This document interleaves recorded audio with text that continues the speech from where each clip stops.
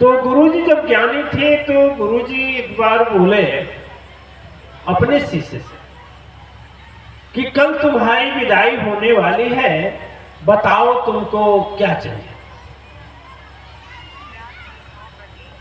वो शिष्य बोला कि गुरुजी कल विदाई तो होगी, लेकिन हम चाह रहे हैं ना, आपके पास बहुत शक्ति है, उसमें से एक शक्ति मुझको दे दीजिए। गुरुजी बोले अच्छा बोल, कौन शक्ति चाहिए। कहा पहले तो शक्ति, बाद में एक दिन रहने का मौका दे दीजिए। कहे ठीक है। उसके बाद कहा शक्ति में हमको ये दे दीजिए कि हम पौधों से बात करें। पौधा जानते हैं, वृक्षों से बात करें, पेड़ों से बात करें। गुरुजी बोले ठीक है, कोई बात नहीं, जाओ वरदान देखिए।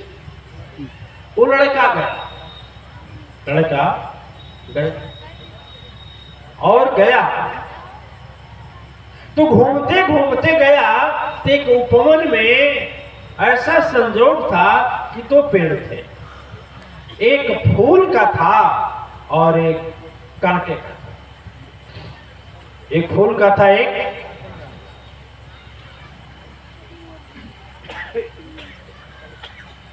कांटे का। बोलते हैं एक बार हमसे पूछा गुरुजी आप प्रवचन करते करते काहे खड़े हो जाते हैं।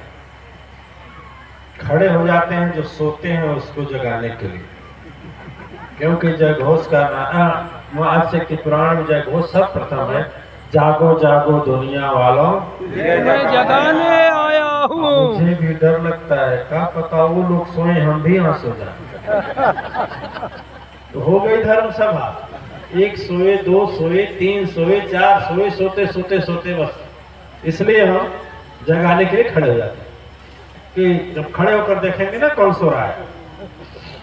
और प्राय सत्संग में निद्रा अधिक आती है। तो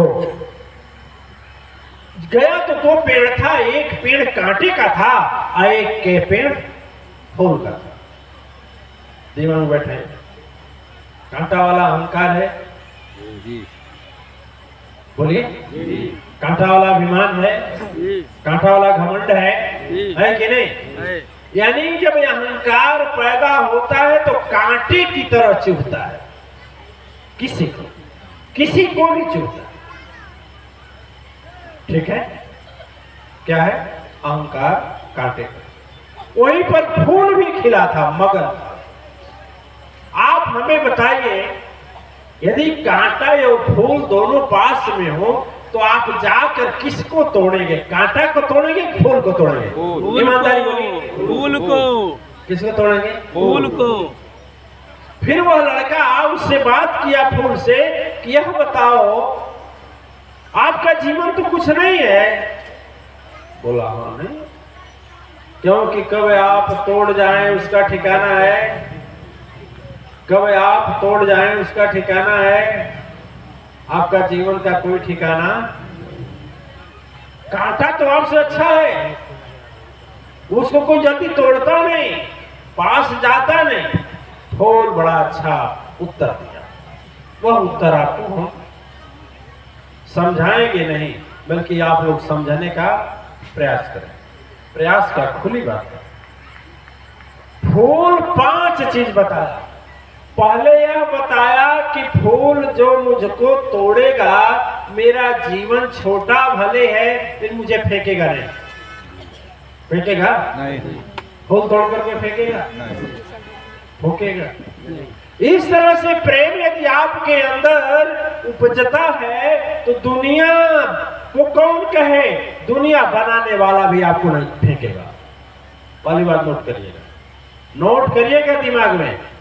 जब करते हैं, पूजा करते हैं, तपस्या करते हैं, यज्ञ करते हैं, व्रत रखते हैं, तीर्थ जाते हैं, चौपाइयां पढ़ते हैं, श्लोक पढ़ते हैं, भजन गाते हैं, कीर्तन करते हैं, ये सब धर्म कार्य है। लेकिन मैं ये कहता हूं, ये सारे धर्म कार्य को यदि अहंकार से आप कर रहे हैं कि मैं बहुत बड़ा साधक हूं, बहुत बड़ा तपस्वी हूं, बहुत बड़ा उपासक हूं, और घमंड पैदा हो गया तो भगवान आपको पूछेंगे नहीं और आप बोलेंगे ऐसा धर्म कर्म करने से क्या फायदा, तो सचमुच ऐसा धर्म कर्म करने से कुछ फायदा नहीं है जिसमें अहंकार प्रकट हो गया।